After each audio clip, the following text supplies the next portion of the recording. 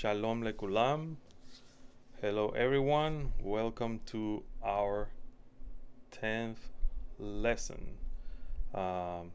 This is our last lesson for beginners. What we're gonna be doing in this lesson is we're gonna be covering the subjects that we touched during the nine lessons before this one.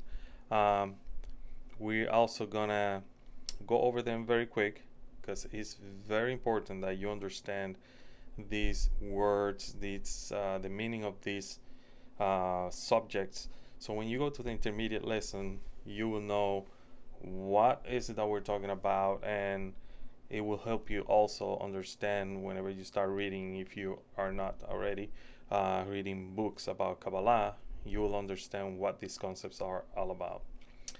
So let's start right away. Let's start with the concept that we talk about of the relationship between the creator and the creature. And what we have here is the following. We mentioned that the creature is a desire to receive, is pure egoistic desire, but that desire can be changed, right? We talk about a screen, a masach, which is basically changing the intention of receiving for the self to receiving for the sake of giving back to the creator. The creator, it's desire to bestow, pure desire to bestow, and it is, you're gonna find in the books of Kabbalah that they mentioned, that the creator is good that desires only good, and good that desires only good for the creature. And there's a creator. The creator sends the light, and the light needs to fill that vessel, that desire to receive. And some of the things that we mentioned was why the creator needed to put a desire out there to receive. Did he lack something?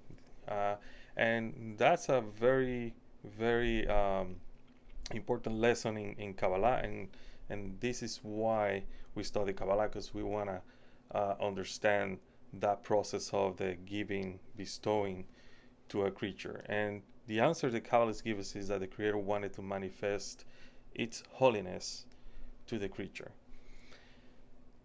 And also we mentioned that what we call the Creator, there's also some system up there, or I shouldn't say system, we don't know what it is, right?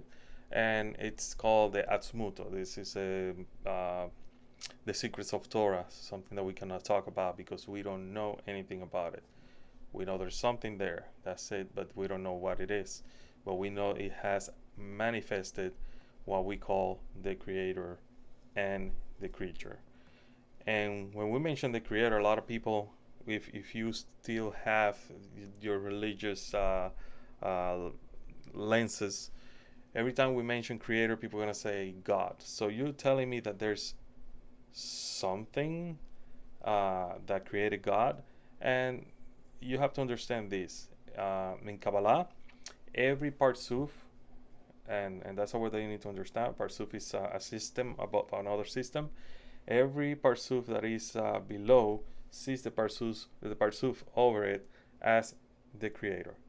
So the higher the ladder, the higher the ladder, that would be the creator for those that are lower, below that parsuf. So see that in that form, and don't put the lenses of religion when we mention creator, because we're not talking about God. In fact, if you were to look at the word God for Kabbalists, you will understand why Kabbalah says that they don't believe in God.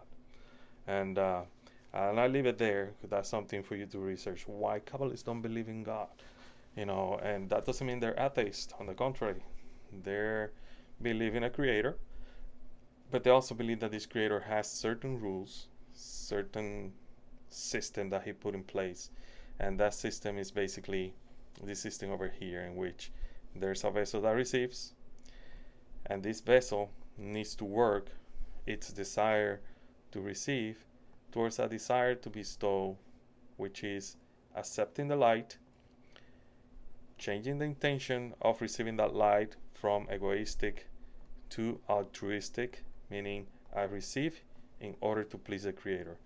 And this is the secret of the word Kabbalah. Kabbalah is the name of the method that we use to study spirituality. And what the word Kabbalah actually means is receive. So what are we doing here is we're studying a way in which we're not taking from the Creator.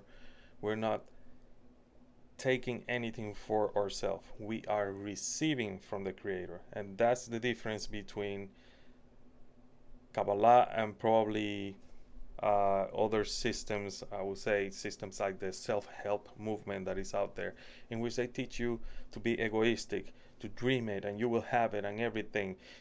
But everything is based on materialistic desires, and everything is based on emotional desires. Nothing about spirituality. And when they sell you spirituality, is based on, if you are a spiritual person, that will manifest in material good. And it's not necessarily like that. When you study the life of people that were Kabbalists, people that were spiritual, even in other religions, you will find that being spiritual doesn't translate into being involved in material richness and wealth and things like that. It doesn't translate into that. You might find that some do, but it comes at a great cost. There's a reason why some people have wealth and some people don't have wealth. And that's something that Kabbalah also explains, why good things happen to bad people, why bad things happen to good people, why some people are good and receive good material things and others don't, but those are subjects for other lessons. Right now, make sure you understand there's a Creator. That Creator is a desire to bestow. That Creator bestows light to a desire to receive that we call a vessel, a kli, and that's the creature. And that relationship between Creator and creature, it's based on the intention. What is the intention of that creature? And we mentioned that on top of this vessel there was a screen called masach, and that masach is basically I will receive in order to bestow, instead of receiving for myself. I will receive, I will let some of that light in so I can use that light in order to please the Creator. And we mentioned also how do we achieve this in practical terms, and that is by loving your friend as yourself. That's the way we manifest the Creator physically out there. How can we basically see this relationship translated into reality, into something practical, is by loving your friend as yourself. And remember, we're using the term friends or friend because it is traditionally the word that has been used for by the Kabbalists for the group that comes together and study Kabbalah. However, these days that we have seen Kabbalah exploding out there, and a lot of people teaching Kabbalah all of a sudden because there's something happening. We're talking not about the friend only. We're talking about love humanity. Love your fellow human being as yourself. What that word actually means, or what the words mean, altogether, the word friend, the word fellow human being, is loving yourself as yourself.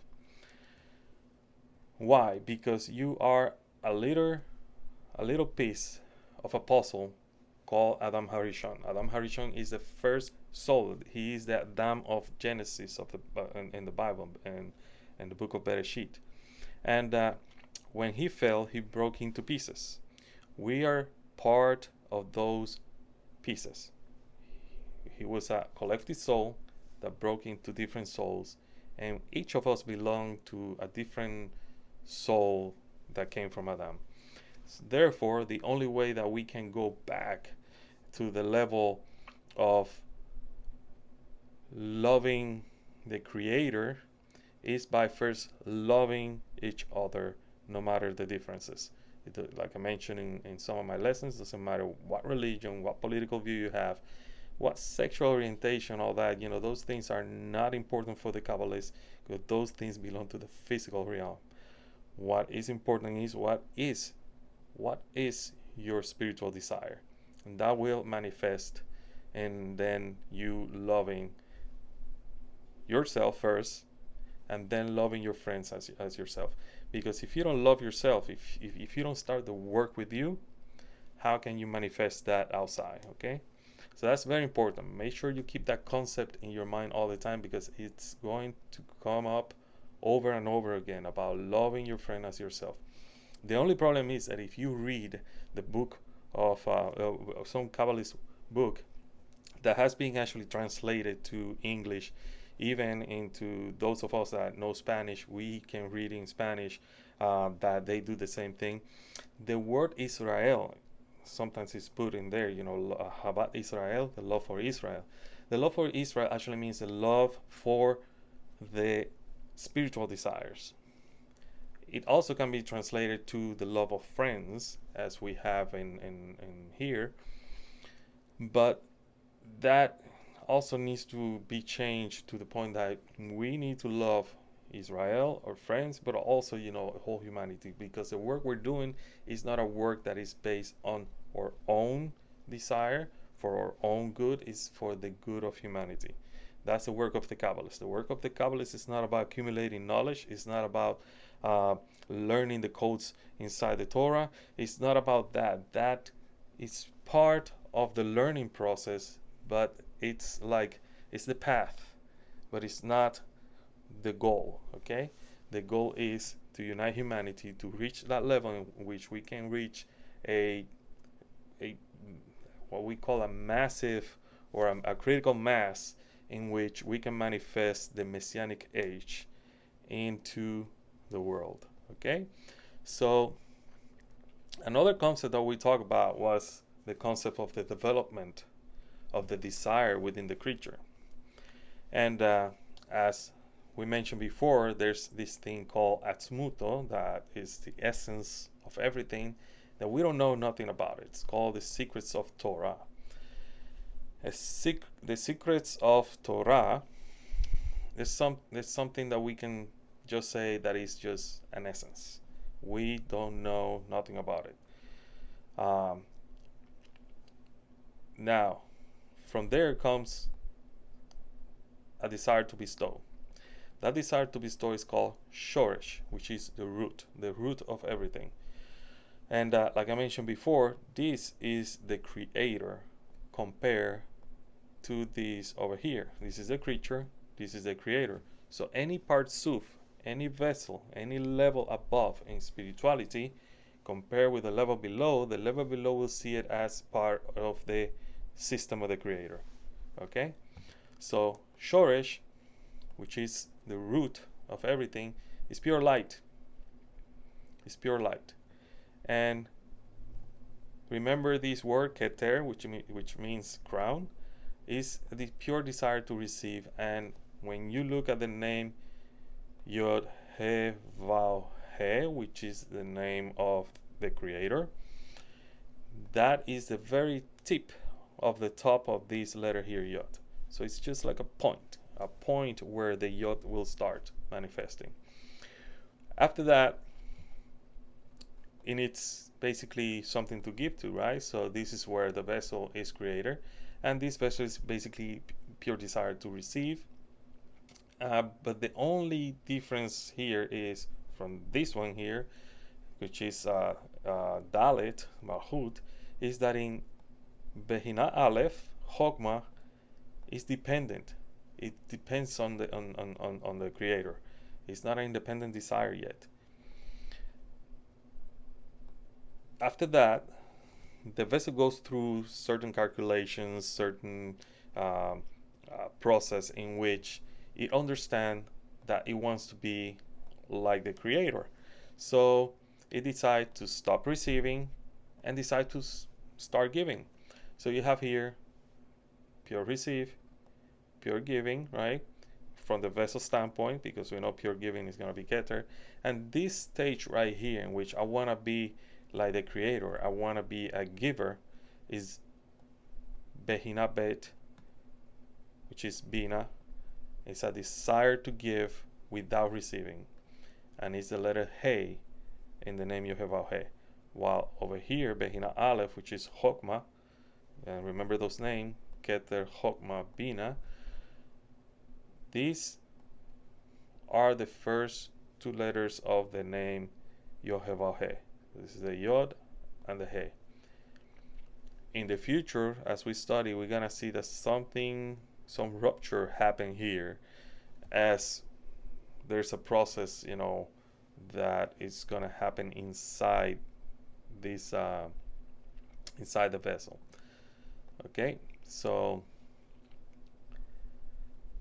let's so in this the vessel here, it's where the whole creation as we know it's happening at this moment. All right, so we're at Behina Beit. Behina Beit is Bina, and it wants to give, desire to give without receiving, and it's kind of like still dependent on the creator. There's no independent desire here yet.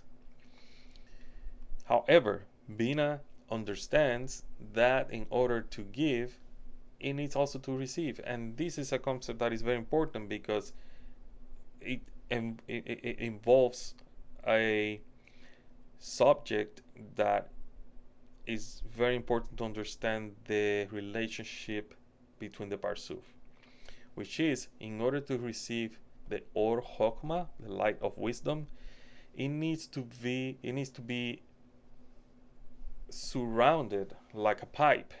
Vina is like a pipe where the waters of Chokmah will run through. It needs to be surrounded by the Or Hasidim, the light of mercy.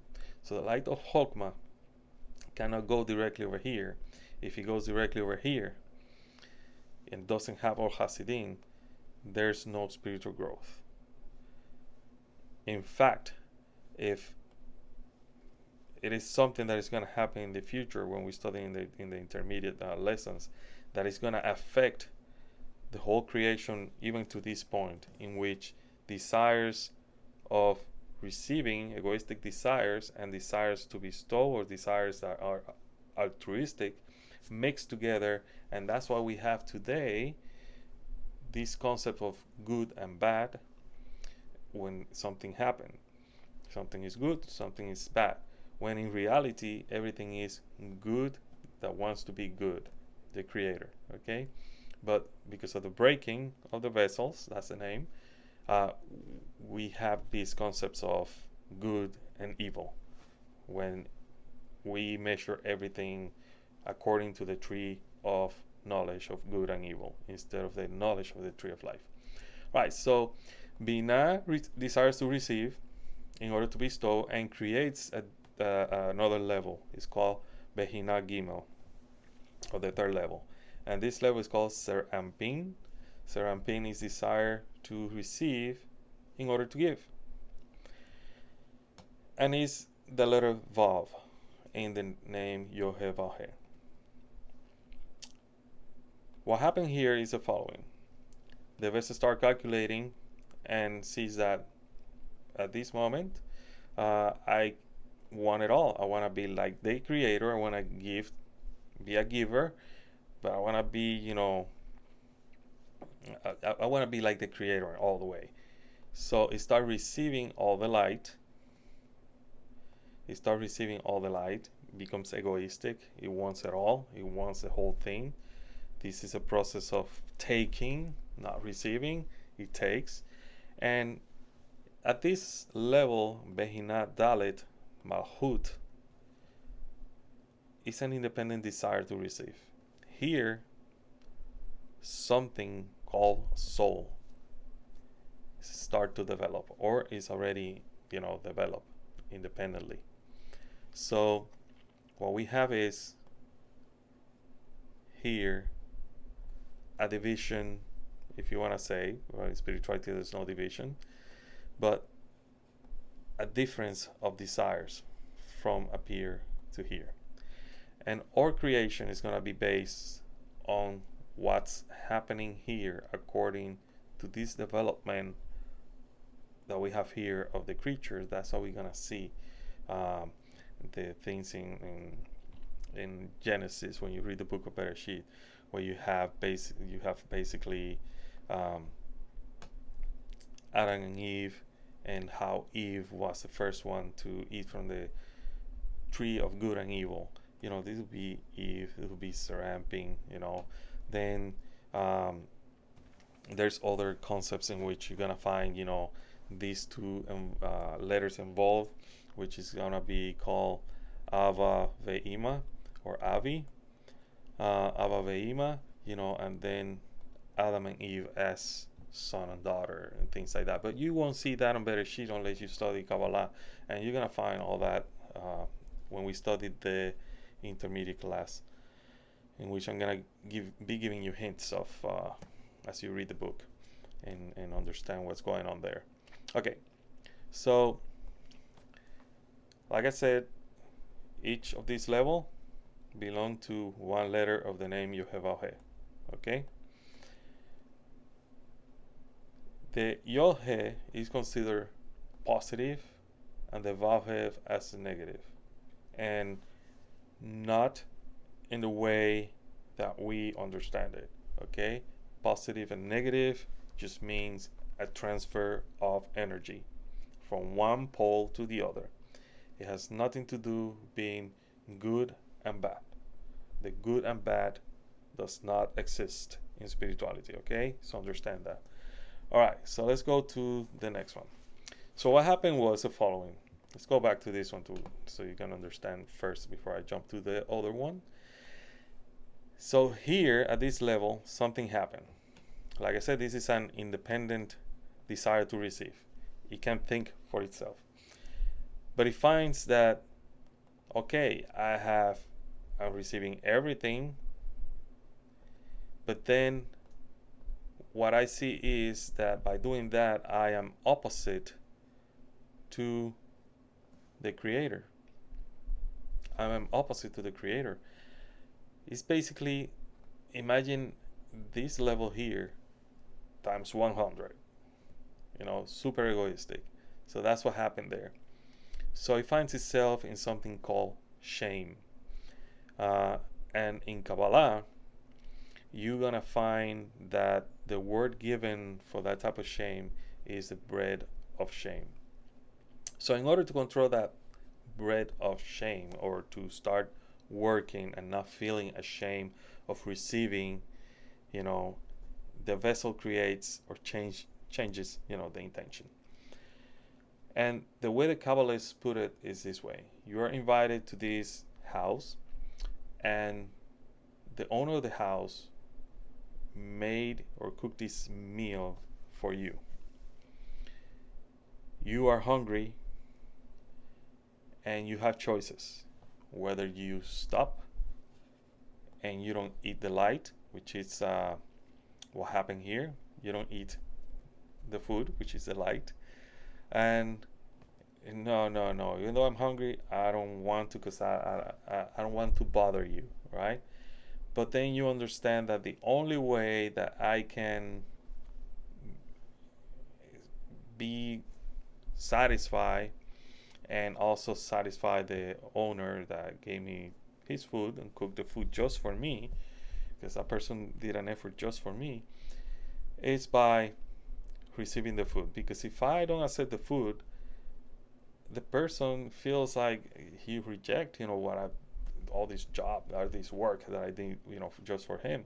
So now it's still shame. It's still shame because you don't want to. So you start receiving a little bit in order to please the owner, right? So this is what happened here.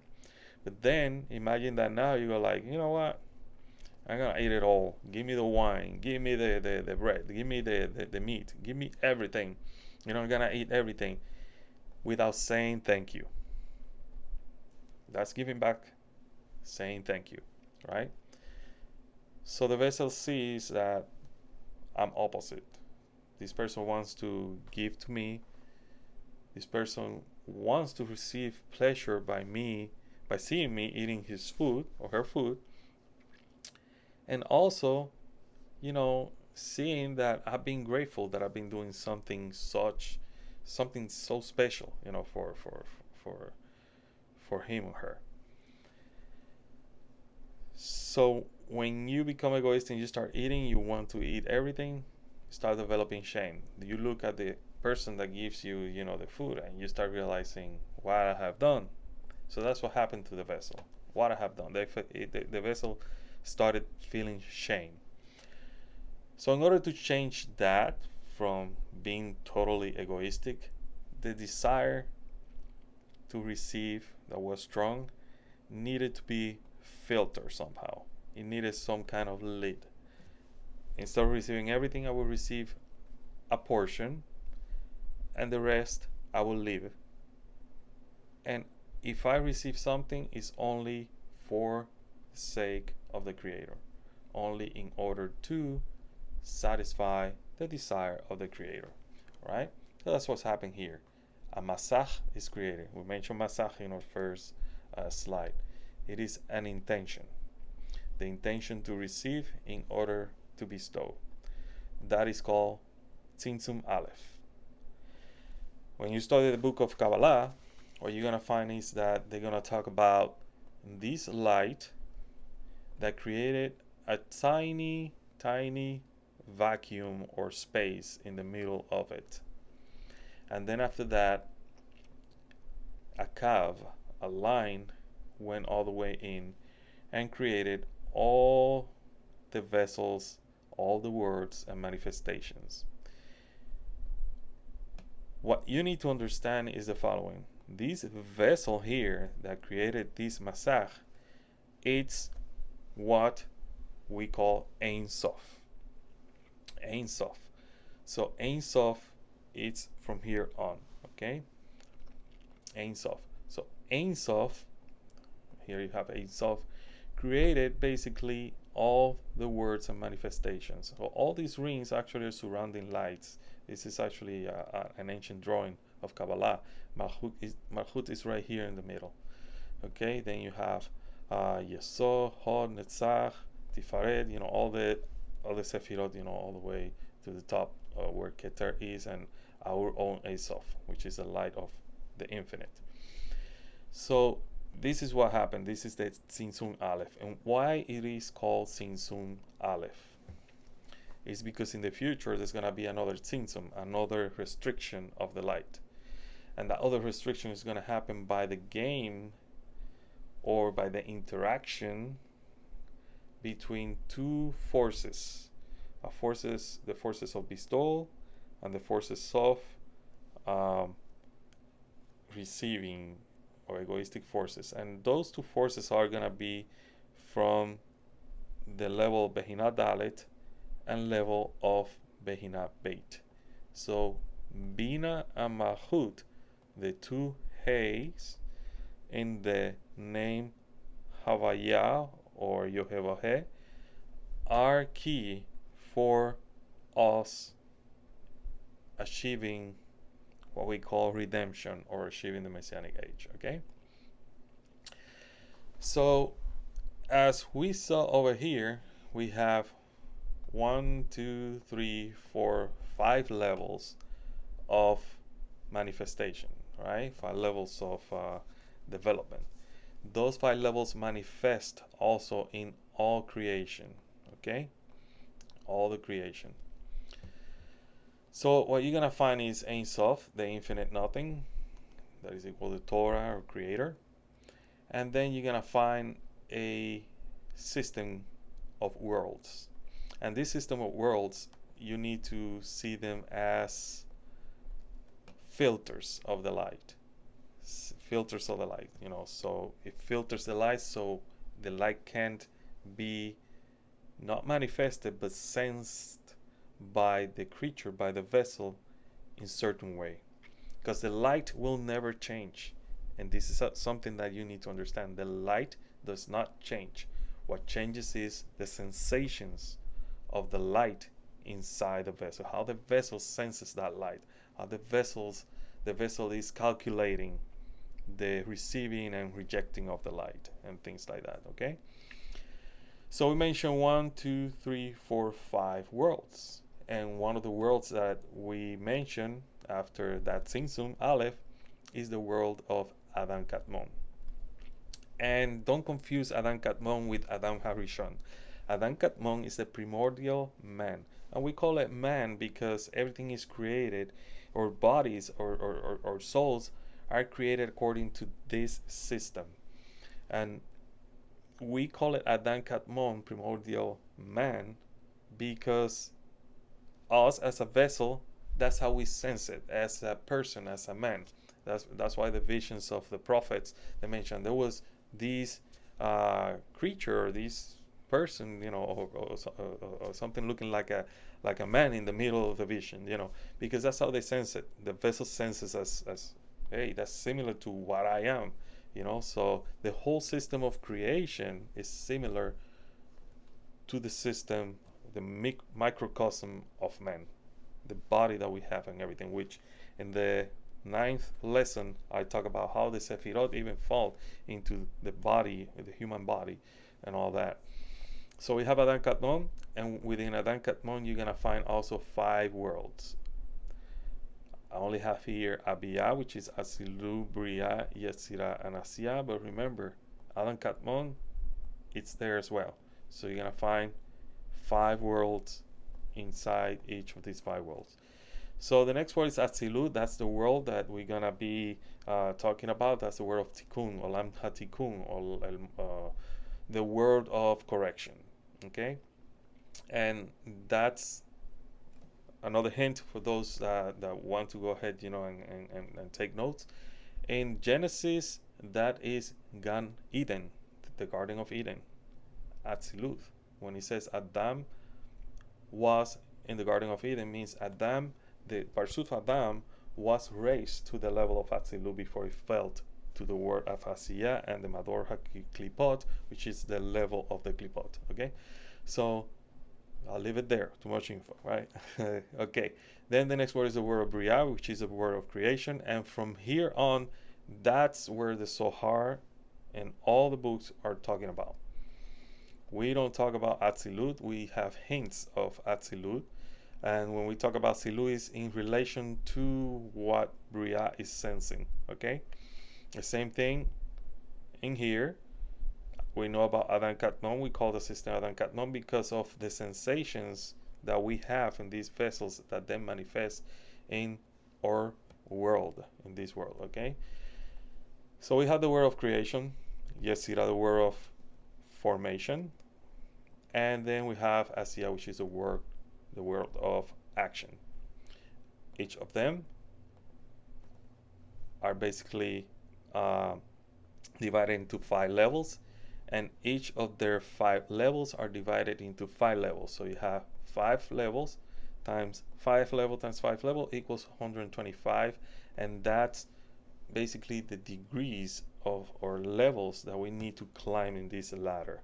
This is a ladder, spiritual ladder of 125 steps. When you hear the 125 steps, keep in mind it's talking about these 5 levels of development times the other 5 levels of development times the other 5 levels of development and all that.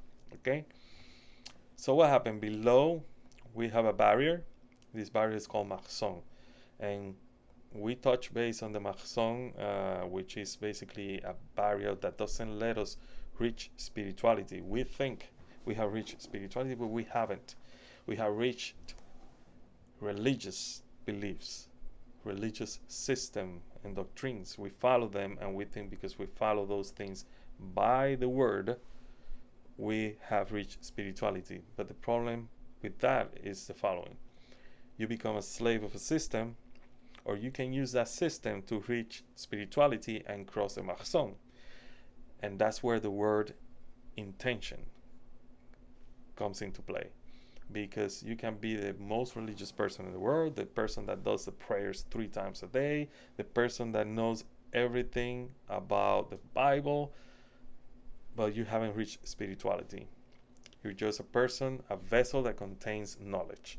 And knowledge, as we have studied before, is one of the desires of this world. It's not a spiritual desire. Okay? So the barrier is the only thing that is keeping us from reaching spirituality, to starting the process of becoming one with the Creator. And it's because we're in this level, the level of the Olam Hazeh. At the level of the Olam Hazeh, everything is good and bad. The person that I'm looking, it's different than me. It's not a person that I see as part of my soul. It's just a different person, and we live in this differentiation, this separation world. And because we see each other as separated beings. But if we start acting like I mentioned in the slide before, the first slide, in which we start loving ourselves and then loving our friend, loving humanity as ourselves, then that differentiation disappears and we become one, and that's the only way we can cross the Machzon. Okay? So it's very important to understand that we are below those worlds. We're in the lowest level, that there can be inside this little vacuum, very small vacuum, that we call today our universe, because our universe is a very tiny dot compared with the system that we call Malchut here. Okay? So what happened? We mentioned that the light doesn't change. The only thing that changes is the sensations inside the vessel as the light enters. So we have the following. We understand the light as direct light, or yashar, because that's how we sense it. Light that comes from the Creator. We sense it by the masach, by the intention, by how we receive it. Remember, if we take egoistically, we will sense nothing. We will be basically like an animal, with no reason to look for a Creator, for no reason to look for spirituality, because we're taking life instead of receiving light and life. Because light is the life of the vessel. So imagine that. So the light goes into the cavity called Peh, or mouth of the masach, goes into the vessel, and the vessel sends the light as Or Pinimi. Or Pinimi is the internal light, the light that goes inside, internal. Okay? Like we mentioned before, the vessel will receive a little and it will reject the rest. What happens is it creates another system called Or Hoser. Or Hoser is the rejected light. And it's in here that the creature, not the creator, the creature creates a system, create new vessels, and these vessels are vessels of bestowal. So through this system here, it receives the light, and through this system, it bestows to the Creator. And when we study more in depth how this works, you're gonna see that the same thing that happened in the 5 levels, you're gonna find 5 levels here. Okay, Keter, Chokmah, Bina, Serampin, and Malchut. So those vessels become vessels of bestowal. It's in here, actually in Bina, that something happened that we're gonna see later, how the light then goes all the way to the vessel, and how that vessel actually receives the light when it wasn't ready, and creates a Shevirat Hakalim, a breaking of the vessel. So, but let's leave that, for that specific lesson. Right now, this light is being rejected, but it becomes or makif, surrounding light. This light here that surrounds the vessel puts pressure into the vessel. So you have pressure of the or makif and pressure of the or pinimi inside a person and outside the person in order to push the person to make a connection with spirituality, which in Kabbalah we call it sivug, or kind of like a connection or a coupling, when you put things together. All right. So that's basically how it works. The or makif is the light of correction. It is, or basically it is or pain, or the path of pain. If we live by the what we call the by the light of circles, that's the path of pain. If you live by the or yashar, that you receive the light and you're not fighting the light, basically not rejecting it or anything like that, so it doesn't become or makif, you let it become or pinimi, receiving it in order to bestow, that's when you receive a lishma for the sake of the Creator. But if you're working lo lishma, egoistically, and you're just receiving or simply just rejecting whatever the Creator gives you and not receiving it, just taking it in a egoistic way, you'll be working in lo lishma, which is it's not for His sake, not for His name's sake. But remember, in life, all the pain that we feel in life is because of the or makif. Pain in human life, pain, more important, pain in what we call spiritual pain, which is something that a lot of humans are feeling right now. That's why a lot of people are looking for spirituality and methods of spiritual advancement, like the Kabbalah, is because they're feeling the pressure from the or makif, and the or makif is giving them spiritual pain, not emotional pain, spiritual pain, and that translates into emotional pain, mental pain. Cannot live, mental health, and physical pain, which is physical health. So this system manifests physically in our lives, if we don't work properly, receiving that light in order to bestow. Okay? So I hope you have those concepts, clear. So we talk about the desires, right? Remember, we talk about knowledge and a previous slide. Very important to understand that there's also 5 levels of desire, 5 levels of development of the desires of human beings as creatures here in physical reality.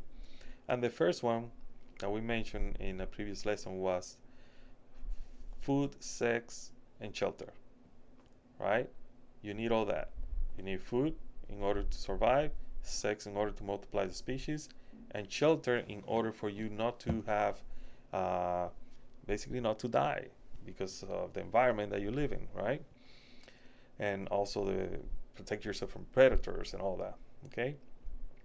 But it's leading to the exploitation of nature, right? Then you have wealth. Wealth is basically you accumulate goods in order to make sure that these over here, the food, sex, and shelter, never goes away from your hands. So you create a financial system. All right? But that financial system and wealth will lead humans to a higher level of egoistic desire called power, politics.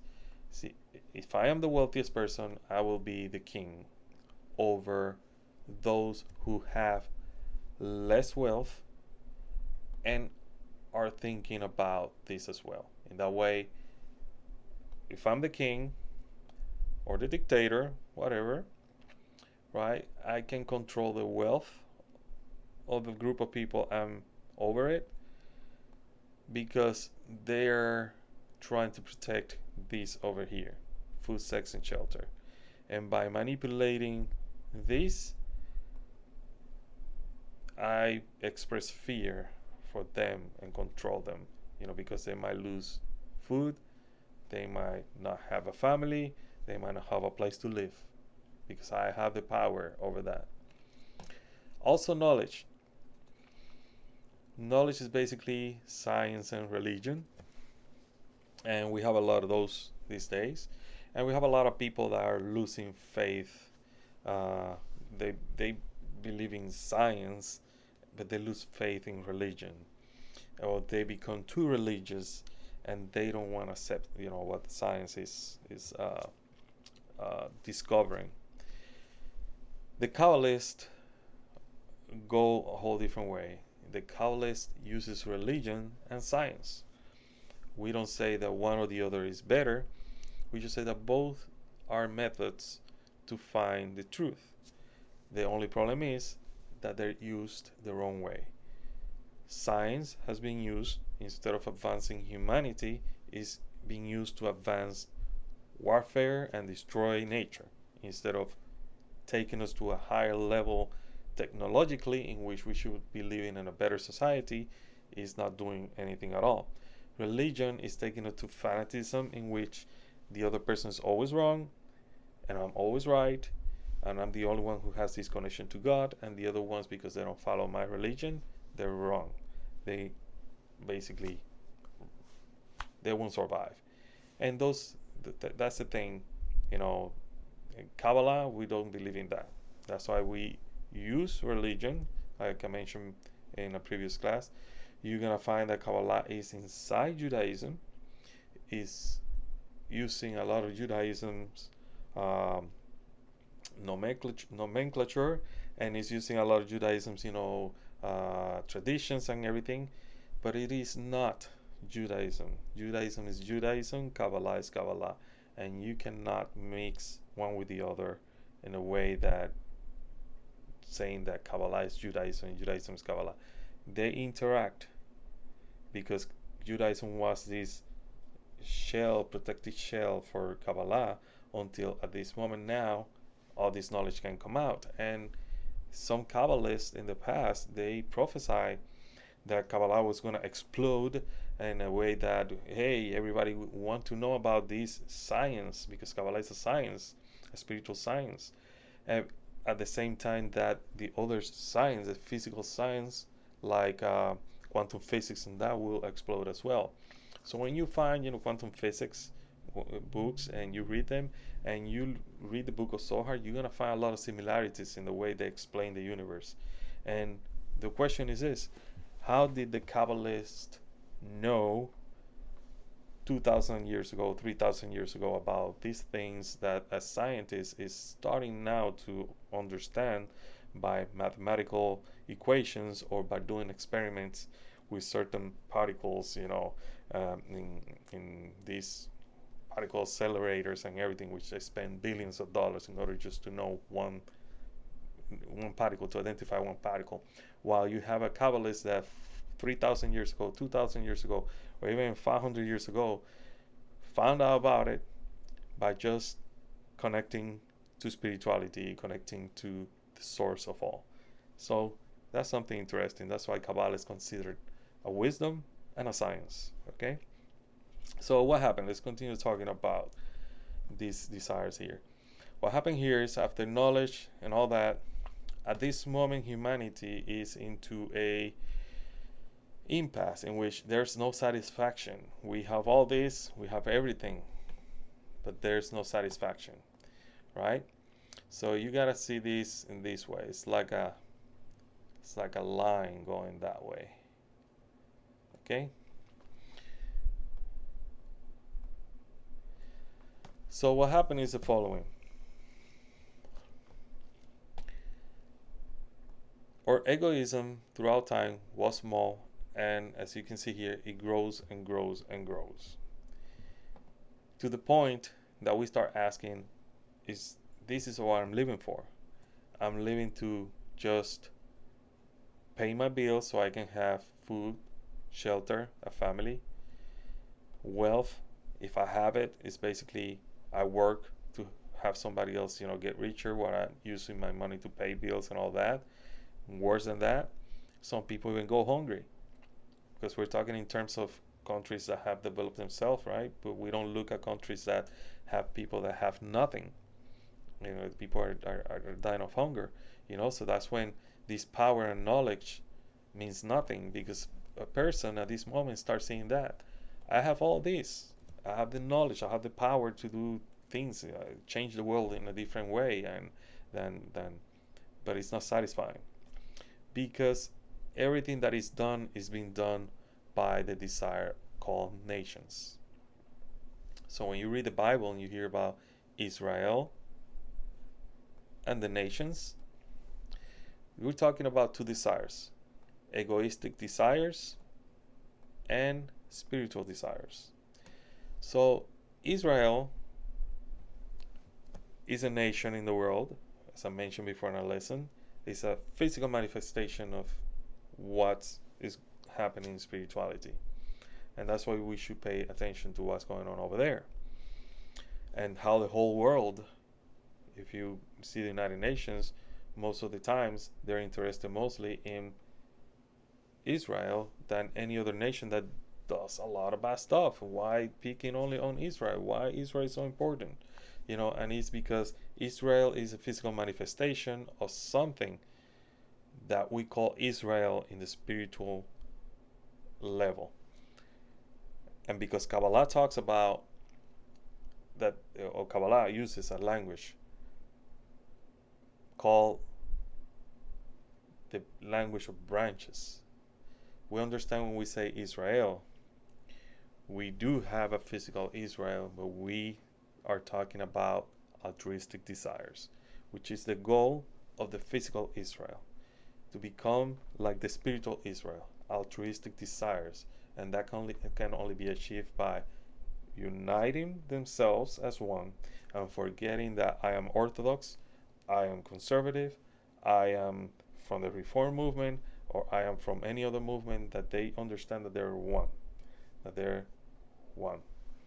That they understand why sometimes, even some modern Kabbalists change the word Israel to Yehudi to make sure that they understand there has to be a Yehud, okay?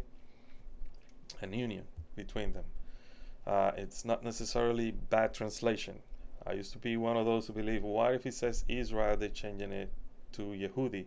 Because they're saying, because we're not at the level Israel, we are at the level of Yehuda, but we trying to remind people that they need to perform that a Yehud in order to become Israel, become one, okay, a union.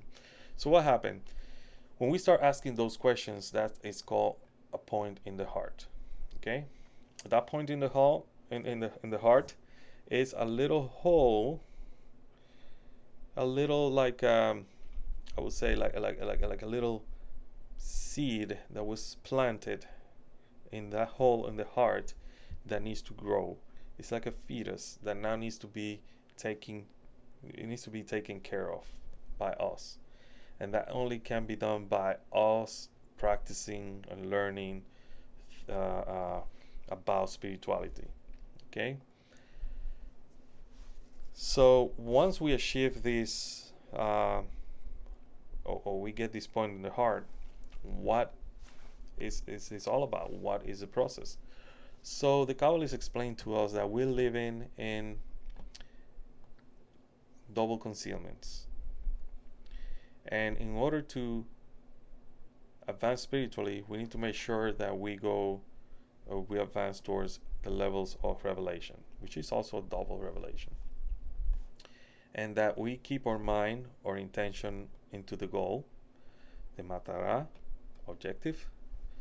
But that can only be achieved by performing tikkunim in our vessels. And we have 613 vessels.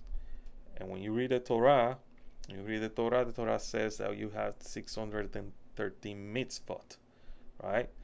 And mitzvot is commandments. So 613 mitzvot. And those mitzvot are basically related to the orot.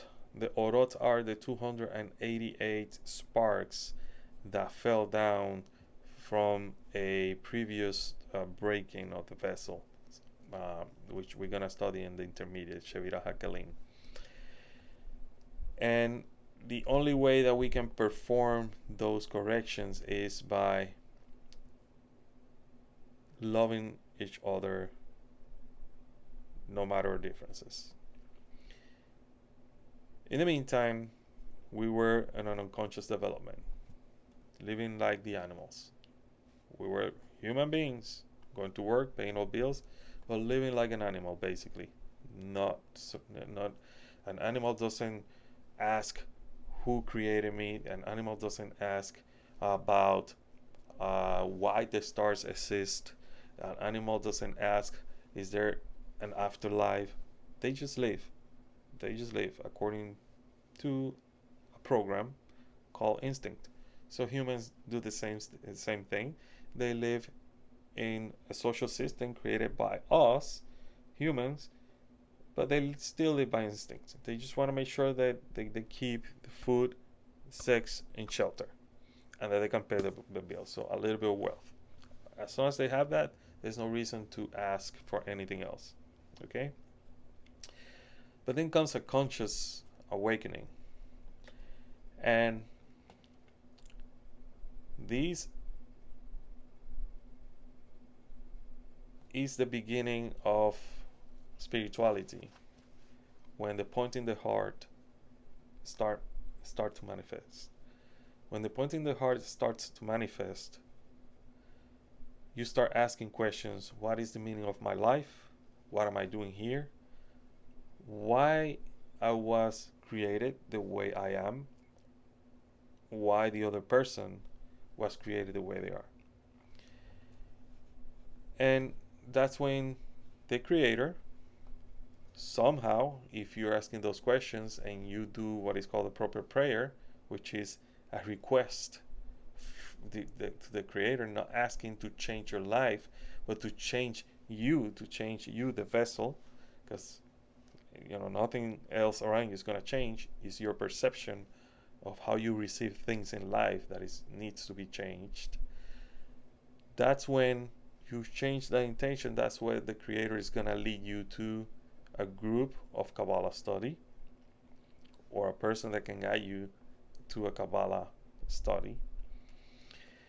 And also by practicing, you shall love your neighbor as yourself, or your friend as yourself. And in this case, I would like to say, that it's better to say, love your fellow human being as yourself. Okay? That's when you start performing the mitzvah. You can be a religious person doing tefillin, using talit, tefillin, doing your prayers 3 times a day and all that. But it means nothing if you don't have the proper intention. And that's why it's really hard work to perform these 613 mitzvahs the proper way, because the intention has to be the proper intention, and it has to be done in a different mindset or level of consciousness than the one that we're taught by religion. Okay? So when we do our tikkunim, then the revelation of the Creator is going to start happening. The first revelation is going to be based on fear of God. And we say fear is not that you're afraid of God. Fear of God means I'm doing everything based on that degree called fear. And understand this, because right now we are at, or like the Kabbalah says, we're at a level in which we're studying Torah in the level of fear. We need to study Torah in the future. We're going to be studying Torah in the future at the level of chesed, mercy, and that's the second revelation. That's when now we have a revelation of the Creator that God is not God of reward and punishment. God is good that does good, that He only wants to do good, that I am the only one seeing things good and bad, seeing things as reward and punishment, positive and negative, when everything is one. Everything is good, everything that the Creator gives us is good. So that's why it's very important, because that will be what will lead us to the goal of equivalence of form with the Creator. What is equivalence of form with the Creator? I mentioned that the creature, when it was developing itself, found itself at this level opposite to the Creator. In order to be an equivalence of form with the Creator, meaning it wants to be a bestower, it needs basically to attain the levels of Bina. Because Bina, at the end, you're going to see that everything that happens in the book of Bereshit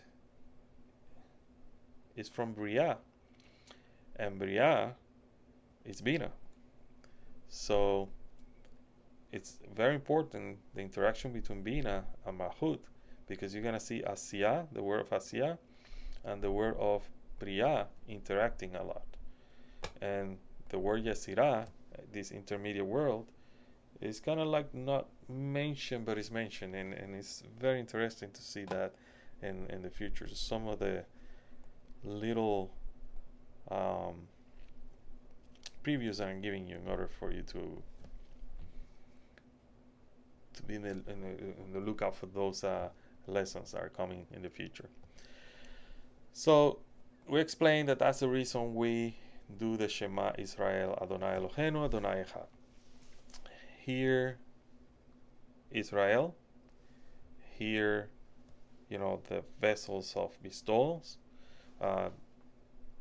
Yohevaheh, which is the whole system that we have studied, is our God, is what created us, Eloheinu. And then mentions again Yohevaheh Echad, that system, even though we divide it into different systems, is one. Okay? And then he tells us that you shall love the Lord your God. Ve'ahavta et Adonai Elohecha, uvechol levachecha, uvechol nefeshecha, uvechol moedecha. And you shall love the Lord your God with all your heart and with all your soul and with all your means. I would say might. All right? With all your might, with all your strength.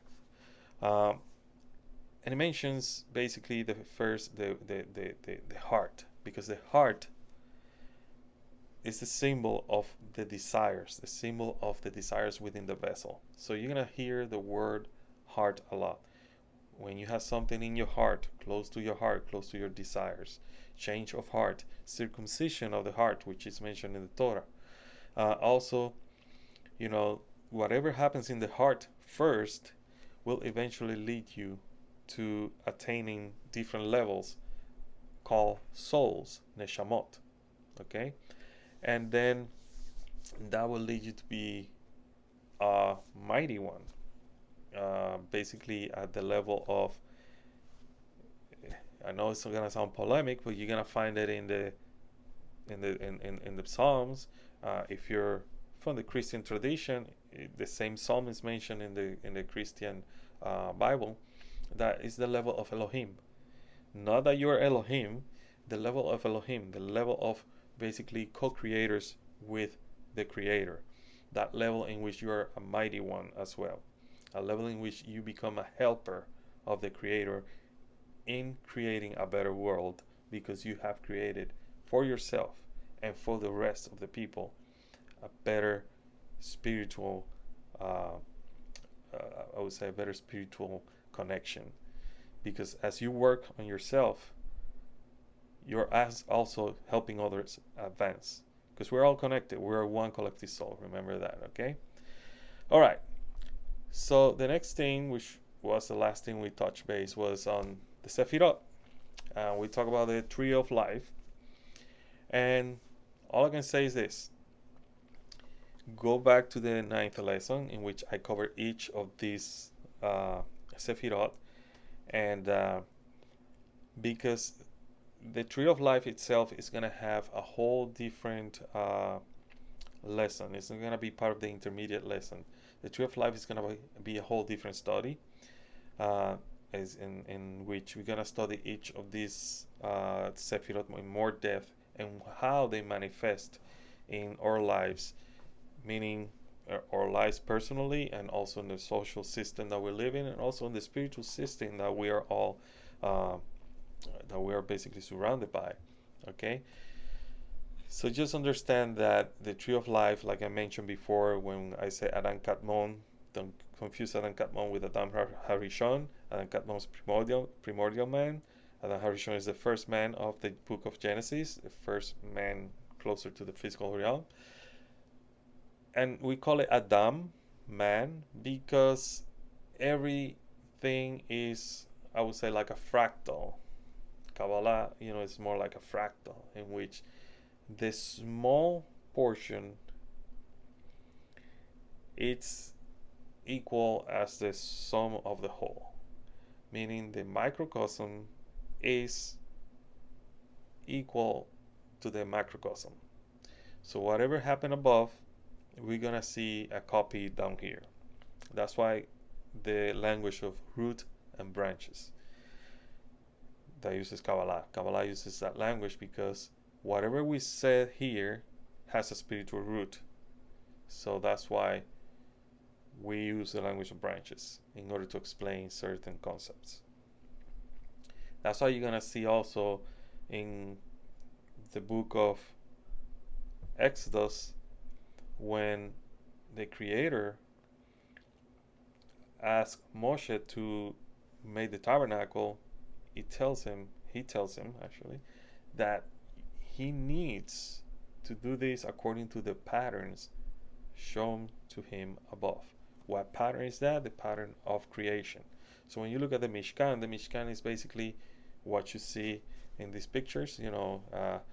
What you're gonna see here is the tree of life.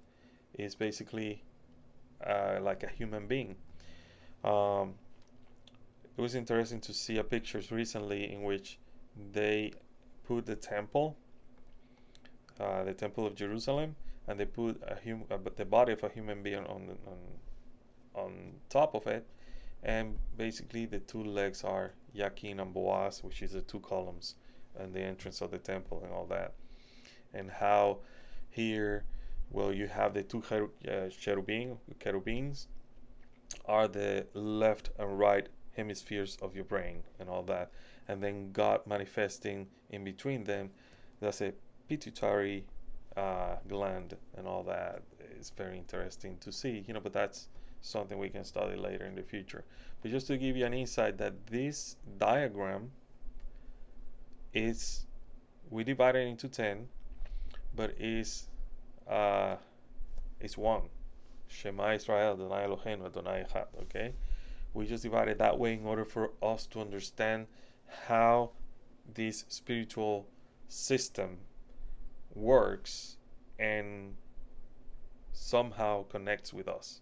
Okay, but not necessarily means that it's just what you see in there. It's just a way for us humans to understand we are a symbolic species, right? So we need symbols in order to understand things. So the diagram of the tree of life is that symbol for us to understand how creation came to be. Okay, so I hope that with this recap of what we have studied, you make some notes and be ready for the first lesson and then for the intermediate. Thank you for your patience. I've been trying to learn this technology here that I never worked before, but so far, so good. I'm learning more and more about it, so hopefully, it doesn't fail like it did in the first video. But in intermediate, we're gonna touch basically once again the 5 levels, and after that we're gonna go into the Shevira HaKalim. From the Shevira HaKalim, we're gonna go to the word of Tikkun, which is Atzilut. And the word Atzilut, the creation of word of Bia, which includes the creation of Adam Harishon. And the creation of Adam Harishon, then we're going to talk about different concepts about the ascension of the worlds, which is something that happened before Shabbat. And we're going to talk a little bit about Shabbat in some of those lessons, so you can understand what's really happening when we receive Shabbat, or before we receive Shabbat, and why we welcome the bride or the Shekhinah to the Shabbat and things like that. What is the importance of that? Why we eat 3 meals and all that kind of stuff that the Kabbalists, talk about. And very important also, the whole thing is going to lead us to the study of the book of Bereshit. And once you understand all these concepts, once you start studying the book of Bereshit with that background information, it's very, very easy to understand when he says the heavens and the earth. When he says, Adam and Chava, what does it mean from one of his sides? God took, one of his sides, of Adam's sides, in order to create, a female and all that. Why does it mean, that male and female, he created them, then he separated them, and all these different things that happen to this soul called Adam, and how from these 2 souls, Adam and Chava, we have then 2 other souls like Abel and Cain, who are totally different, and why God seems to accept one and not the other, and the killing of one, and how the other one was born after that in the place of the one that was killed. And those things are talking about interactions of the Parsufim, or forces or systems that are created in order to correct the fall of Adam, and eventually Adam to become one and correct all the worlds, so we can go back to a level in which we're like in the level of Adam, Kadmon, Ein Sof, and eventually the light will be one once again. So I invite you to go and visit us at our website, www.receivingtheupperlight.com. You just go over there, and right now we have only the beginner's lesson in there. Eventually we're gonna add some more content to it. The intermediate, there's gonna be some advanced classes as well in there pretty soon. We're gonna add some Torah classes based on the weekly portion, the parsha, and also we will add content on how you can form your own Kabbalah study group and use these lessons, or use the books of your choice in order to study properly the wisdom of Kabbalah. In there you're gonna find a page. It's called Contact. If you want to contact me directly, just fill out the form over there. I will receive that email, and I will try to reach you, in less than 24 hours, with an answer. If you have an answer, if you have any suggestions, they're welcome as well. Just send that email by filling that application there, and I will answer any questions or read any suggestions that you have. Okay. Also, subscribe to our YouTube channel. Subscribing to our YouTube channel, and it will actually give you what I call, the alarms, in which it will give you notifications when we put new videos out there as well, and all that. Okay, so this is our lesson for today. I hope you have enjoyed these lessons. It's 10 lessons. I hope you continue with us also in the intermediate lessons, which is going to be very interesting, because in there we're going to be more in depth on things that people are really want to know. But remember, it's not about knowing, it's about the process of reaching God, reaching out to God. God has sent the light. We don't take the light, we receive that light. By receiving, we create that relationship with the Creator, okay? So I hope you have a great week, and I see you in the next lesson, intermediate lessons. So, shalom.